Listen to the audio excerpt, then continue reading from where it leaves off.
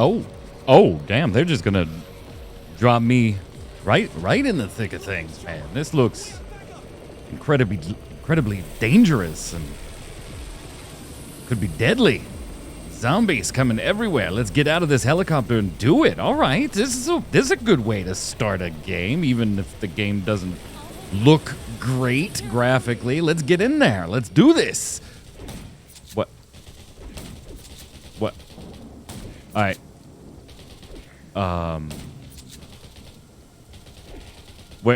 Where'd all the... What you guys doing over there? Not taking any life off of him, huh? He ain't doing much to you either, huh? All right, enough of this.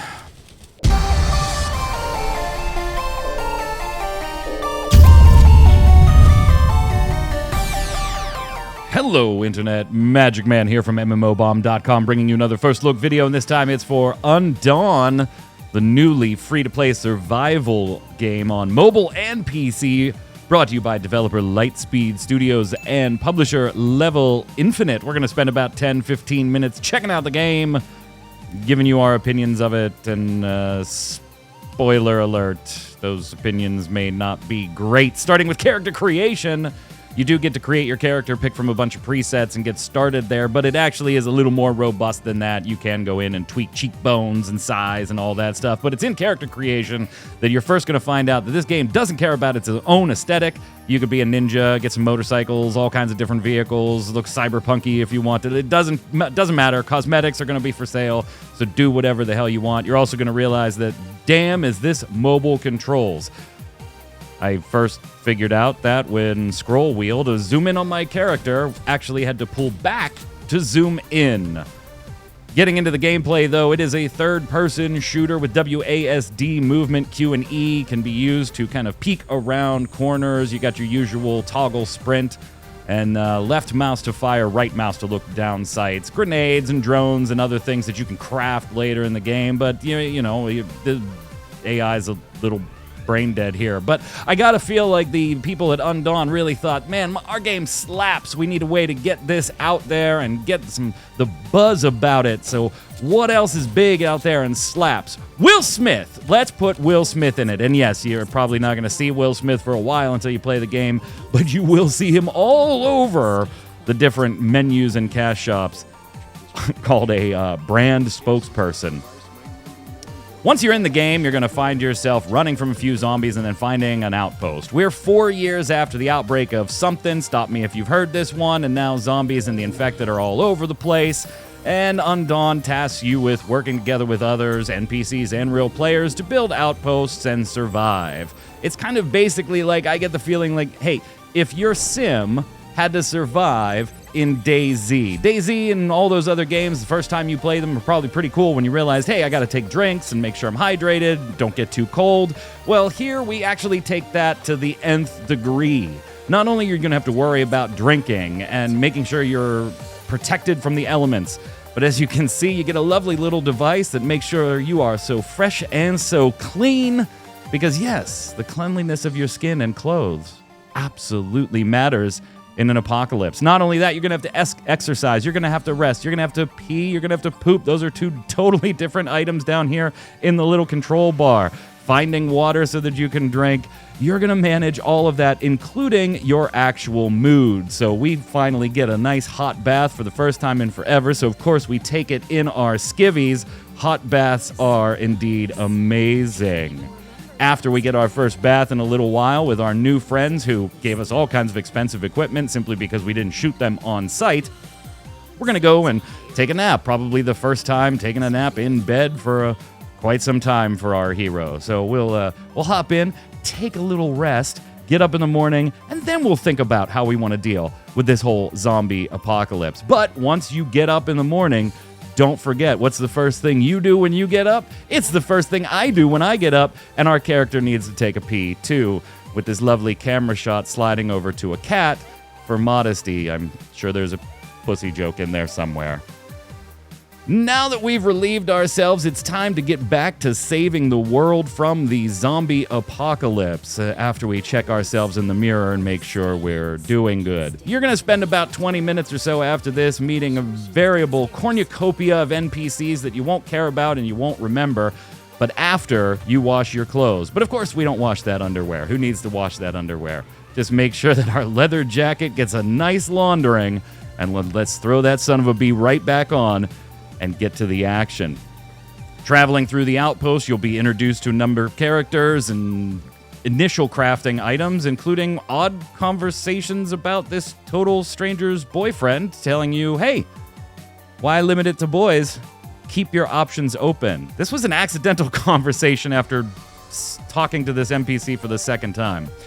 The real meat and the potatoes of the game, besides doing some zombie killing and gathering of materials out in the open world, which is relatively seamless, even if poorly rendered and poorly textured in a bunch of places, being that it is a mobile game on Unreal 4, is spent at your kind of hideaway here, a reward for completing one of the first quests in the damn game. In here, you're going to be able to build a bunch of different workstations, construction, resource refining, safe to store things. You could build a ton of stuff. There's over 1,000 things in here. If you like building, this Sims part of the game actually seems a bit robust. You're going to have to farm the materials yourself or take advantage of different cash shop items, and we'll get to the cash shop itself a little later because it's all over the place, as you would expect a mobile game to be. We're going to put up some walls in our little hideaway here. It's a pretty basic construction right now, but it's not complete. So let's put up a few walls and get started here. We're hanging out with Sherry. We're building our hideaway. We've got a little tree house off to the side here, too, that we're going to spend the night in.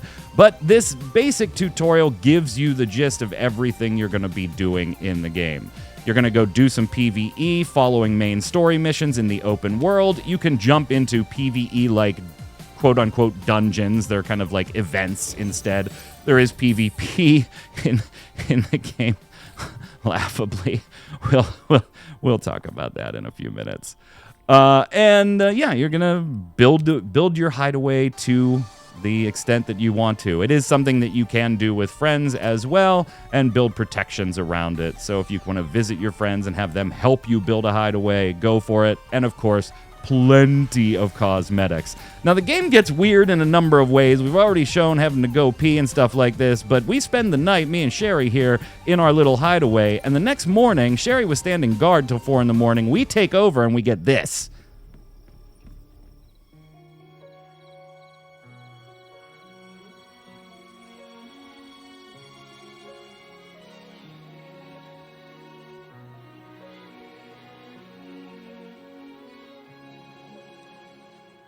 There's nobody near. The wind's all that I can hear. I feel like I am invisible and nobody cares. But if you I literally don't know what to say, gang. It became Undawn, the frickin' musical, with no warning. Actually, the music leading up to that, when we woke up at 4 in the morning to switch guards there, I thought I was going to go out and see, like, Sherry dead or something. No, she just busts out into a Tony Award-winning song on the spot. Do you like crafting? You're going to do a ton of it. Now, whether that's building materials for your actual hideaway, building weapons, building drones, building, different devices, grenades and flashbangs and things like that, you're going to be doing a ton of that. Once you hit about level 10 or you get to this portion in the story, that's when you're actually going to open up not only the PvE kind of stuff to do dungeons, but that's when you start getting notifications galore in the upper right-hand corner of your screen. Of course, it's going to be that dopamine thing. And the game does not adequately explain any of its cash shop, how things work. You just kind of have to mess with the menus and figure it out. There is a currency that you can buy. Is it pay to win? Probably. Yeah, it probably is. There's so many different currencies, I couldn't map it all out to give you the exact answer, but there are rewards for making your first cash purchase of currency, and those awards do include things like an assault rifle, a stronger assault rifle than you're carrying.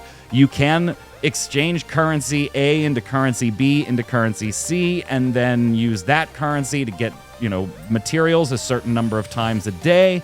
So there are ways to kind of get cash into either equipment, straight out equipment, or advance your crafting faster because you have more materials. It's also one of those mobile games where there are 900 menus to give you that dopamine hit, right? Bang, bang, bang, claim, claim, claim, claim, claim. You're going to be getting rewards all over the place. Honestly, yeah. On the PvE side of things, if you're done in the open world, you can queue up once you've hit level 10 or 12, somewhere around there, into these little kind of dungeon-esque areas with groups of 4 people or so. We're going to take on a boss here, the final boss at the end here. And it's a third-person shooter. It's bullet spongy. The gunplay itself it's okay. It's nothing great. You do have the slide mechanic and the crouch mechanic, so typical third-person shooter controls are there. And this is a very easy instance. It's kind of the first one you run, so a couple waves of ads, take out the boss type deal, and then at the end, of course, just get slathered with a ton of freaking rewards, some of which you've never seen before, don't know what they do.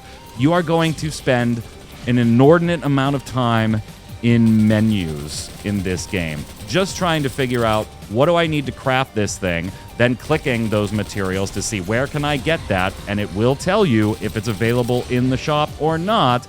It's kind of like treading the line, right? It's going to be one of those games where people think it's pay to win because you can buy that stuff outright, but the defenders of the game, if there are any, are going to say, yeah, but you could also get those items via gameplay. Dude, you can cash your way to some great strength in here. Now, there's probably a cap on that. You can only get so far, and that's fine. That's great. But yeah, spending a little money is definitely going to wink, wink, nudge, nudge, help you out a little bit. So now we've started to unlock some things. We're opening up the world map. We finished our first dungeon. The world map does include the old towers mechanic, so opening up the fog of war by opening up communication towers. Now here's PvP.